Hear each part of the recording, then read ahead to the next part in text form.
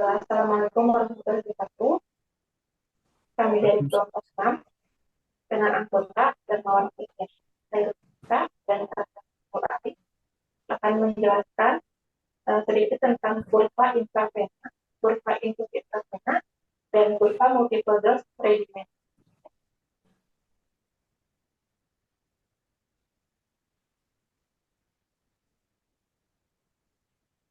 Perkenalkan, nama saya Tanang Nur Alim. Saya akan mencoba untuk memaparkan materi tentang kurva intravena.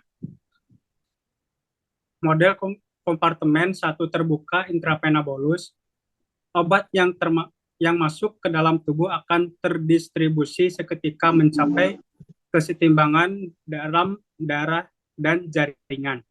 Obat tidak hanya dalam sistem peredaran, tetapi sampai ke cairan ekstraseluler, jaringan lemak, atau intraseluler. Distribusi berlangsung seketika dan tidak ditimbun. Yang pertama ada order 0, kurva D terhadap waktu T pada kertas grafik normal akan berbentuk satu garis lurus dengan intercept pada sumbu Y sama dengan D0 dan slope sama dengan min K0.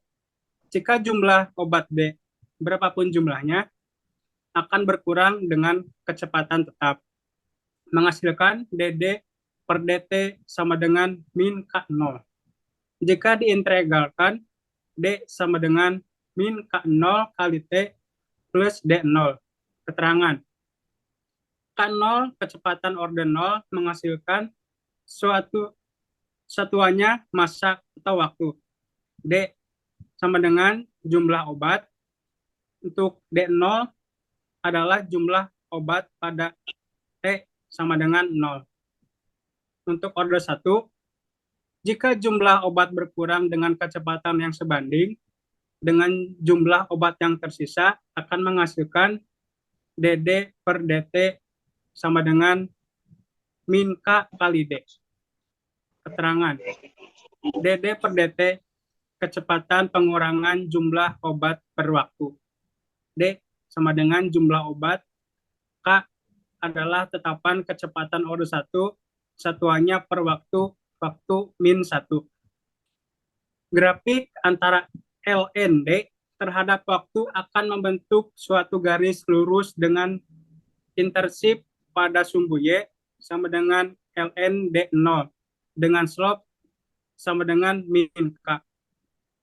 Atau grafik antara log D terhadap waktu akan membentuk suatu garis lurus dengan intensif pada sumbu Y sama dengan log D dengan slope sama dengan min K per 2,303. Jika diintegralkan, ln D sama dengan min K kali T plus ln D0. Atau dalam bentuk lain, D sama dengan D0 kali E min K kali T. Keterangan, D0 jumlah obat dalam waktu 0 karena ln sama dengan 2,303 log, maka persamaannya akan menjadi log D sama dengan min K kali T per 2,303 tambah log D0. Yang selanjutnya ada order 2, reaksi di mana laju bergantung pada konsentrasi suatu reaktan yang dipangkatkan dengan bilangan 2. Atau konsentrasi dua reaktan berbeda yang masing-masing dipangkatkan dengan bilangan 1. Jika kedua reaktan konsentrasinya sama, maka laju dx per dt sama dengan K dalam kurung A min X pangkat 2 akan menghasilkan K sama dengan 1 per T kali X A dalam kurung A min X. Min dA per dt sama dengan KA pangkat 2 menghasilkan 1 per A sama dengan A per 1 per A 0 tambah KT. Jadi untuk ordinal, konsentrasi diplot terhadap waktu linear C versus T. Untuk orde pertama, log konsentrasi diplot terhadap waktu linear log C versus T. Untuk orde kedua, 1 min 1 per konsentrasi diplot terhadap waktu linear menghasilkan 1 per C versus T.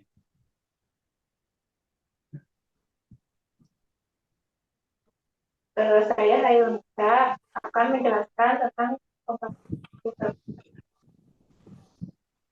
pemberian melalui infus diajukan sebagai pemberian obat secara bersamaan dengan jangka waktu lama sehingga didapatkan keseimbangan antara kecepatan masuk obat ke sirkulasi sistem dengan kecepatan kali.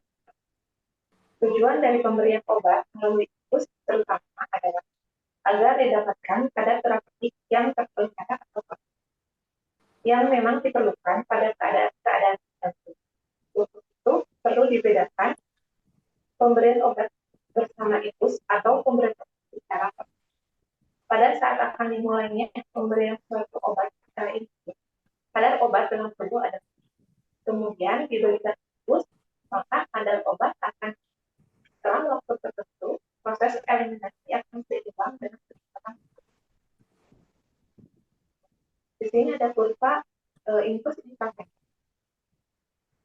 Tingkat konsentrasi obat meningkat dari konsentrasi 0 dan secara bertahap menjadi konsentrasi.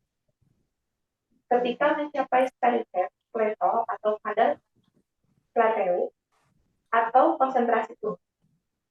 Konsentrasi tunak adalah suatu keadaan di mana laju obat memasuki tubuh sama laju obat meninggalkan tubuh. Kurva kadar obat dalam darah terhadap waktu setelah obat diberikan secara infus pada awal pemberian obat, maka kadar obat di dalam darah masih nol. Kemudian infus dilanjutkan, lama-kelamaan kadar tersebut mencapai kadar efektif minimum. Dalam waktu T KEM atau kadar efektif dan mencapai kadar puncak atau CS dalam waktu TSS. Persamaan kinetiknya BDB per DB K0 dikurangi KL dikali DB atau V dikali DJ per DB sama dengan K0 dikurangi dikali KL dikali JP. Keterangan K0 sama dengan kecepatan atau laju. Integral dari persamaan menghasilkan CP infus kita sama K0 per ID kali K dalam kurung 1 kurangi E pangkat kita kontek. Ini adalah persamaan untuk perhitungan konsentrasi obat pada setiap waktu selama infus berlaku. Di mana T sama dengan waktu infus, K0 sama dengan R sama dengan laju infus atau kecepatan masuk infus, ID yaitu volume kita, yaitu kecepatan eliminasi. Di sini ada contoh soalnya.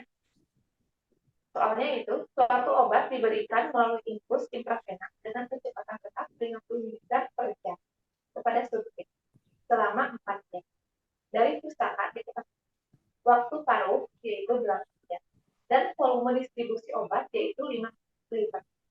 Berapa kadar obat dalam darah 4 jam sejak pemberian atau jam? Untuk jawabannya, kita ketahui waktu paruhnya atau T setengah 8 jam. Kemudian, untuk dosis infusnya 50 mg per jam. Volume distribusinya ada 5 liter dan waktunya 4 jam. Yang ditanyakan adalah CP atau C4. C dalam kadar plasma dalam 4. Jawabannya, untuk mencari K, kita masukkan ke dalam rumus paruh. Itu T setengah sama dengan 0,693 per K sehingga K sama dengan 0,693 per T. atau 0,693 per 8 jam dihasilkan K sama dengan 0,086 jam minus 1. Nah, CP-nya menggunakan rumus D infus per K dikali VD dalam kurung 1 dikurangi E pangkat K min K dikali P, yaitu 50 per 0,086 dikali 5 dalam kurung 1 dikurangi E pangkat min 0,086 dikali 4, sehingga akan dihasilkan 34,881 mg per liter dalam 4 jam. Kemudian dalam infus infrastruktur ada CP study set.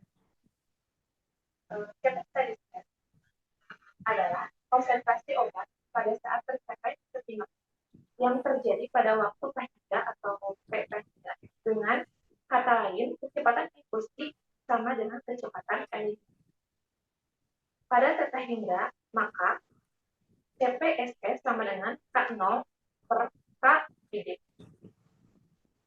Nah, untuk mencari K0 bisa memasukkan rumus K dikali D dikali CP. Kemudian dalam infus intravena juga ada infus dihentikan. Di sini ada kurva infus dihentikan pada waktu tertentu. Kita bisa cari dengan persamaan CP sama dengan R per ID kali K dalam kurung 1 dikurangi E pangkat min K dikali B dikali E pangkat min K dikali dalam kurung T kurang B. Untuk K, tetapan kecepatan eliminasi dapat diperoleh dari sebuah kurva eliminasi. CP sama dengan konsentrasi obat dalam darah plasma atau satuannya miligram per menit. Untuk R yaitu kecepatan infus organel satuannya miligram per jam. B yaitu lama waktu periode infus, T yaitu total waktu infus. Untuk A itu sama dengan T dikurangi B, lama waktu setelah infus. Maka untuk persamaan yang didapat yaitu CP sama dengan R per ID dikali K dalam kurung 1 dikurangi E pangkat min K kali B kemudian dikalikan E pangkat min K dikali A. Di dalam infus intravena adalah loading dose adalah dosis awal yang diberikan dengan tujuan agar konsentrasi obat yang tercapai dengan cepat sehingga dapat menghasilkan efek tertentu. Misalnya, seorang pasien lansia butuh obat antibiotik karena pasien tidak memungkinkan untuk diberikan obat oral melalui, maka pasien diinfus agar konsentrasi obat yang diinginkan cepat tercapai sehingga efek yang dihasilkan lebih cepat pula, maka diberikan loading dose, di mana loading dose akan lebih besar dosisnya dari maintenance dose. Untuk pemberian loading dose tidak cuma sebatas untuk itu, tapi juga untuk orang. Misalnya, untuk pemberian obat tablet Tramadol awal diberikan dengan dosis 500 gram, kemudian dilanjutkan dengan maintenance dose. Untuk kurva antar waktu dengan konsentrasi obat dalam plasma intravena infus dengan pemberian loading dose infus bolus dan maintenance dose infus intravena. Ini untuk dan ini ada kurva antar waktu dengan konsentrasi obat dalam plasma dengan pemberian loading dose dan tanpa loading dose. Dari kurva didapat bahwa dengan pemberian loading dose akan mempercepat waktu tercapainya konsentrasi obat yang diinginkan. Garis A, B, dan C dibandingkan dengan tanpa pemberian loading dose itu garis B. Ada dua persamaan yang dapat digunakan untuk menghitung loading dose, yaitu DL sama dengan CSS kali D atau DL sama dengan R per K. Untuk CSF-nya bisa dimasukkan juga dengan kode R per D, di mana DL yaitu loading dose, satuannya miligram. CSS atau concentration prediction atau planteu atau Vmax, satuannya miligram per detik. Video yaitu volume deskripsi, satuan detik atau liter. R yaitu laju impuls, satuan miligram per jam atau mili per jam. K itu konsentrasi elektrik, satuannya per jam. Kemudian saya juga akan menjelaskan kurva multiple dose regimen atau pengaturan dosis ganda.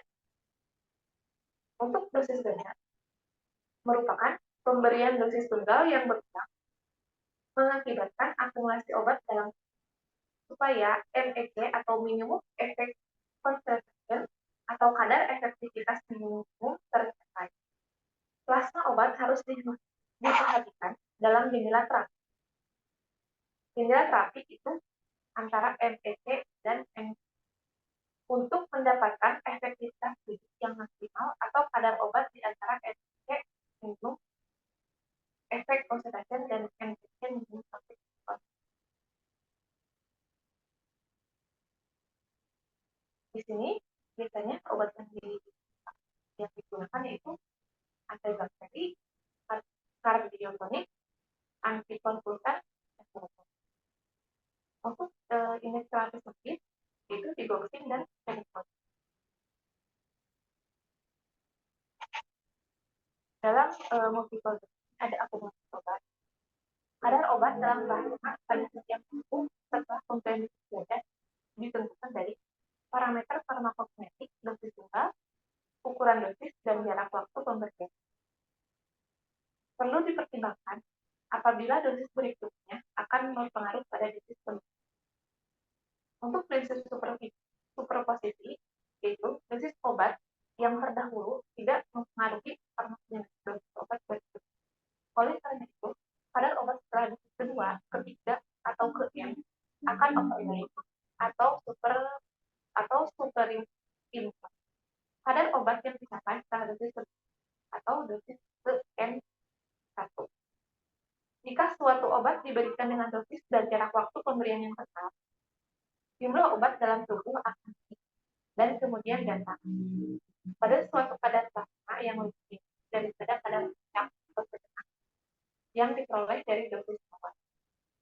Bila jarak pemberian dosis kedua lebih pendek daripada waktu yang diperlukan untuk mengeliminasi dosis obat sebelumnya, maka obat akan terakumulasi. Jika dosis kedua diberikan dalam waktu yang panjang daripada waktu enam, maka obat tidak akan terakumulasi. Nah, di sini ada kurva multiple. Bila dosis yang sama diberikan berulang pada frekuensi yang konstan, diperoleh kurva kadar plasma waktu planteu atau guna. Indeks akumulasinya apabila pada keadaan guna obat sama dengan Kn sama dengan 1 maksimal setelah pemberian dosis yang pertama, maka tidak terjadi akumulasi. Kemudian apabila Cmax lebih besar, Cn sama dengan 1 max, berarti terjadi akumulasi. Faktor yang mempengaruhi akumulasi yaitu waktu paruh eliminasi dan jarak waktu pemberian. Berikut presentasi dari kelompok kami. Terima kasih telah menyimak. Assalamualaikum warahmatullahi wabarakatuh.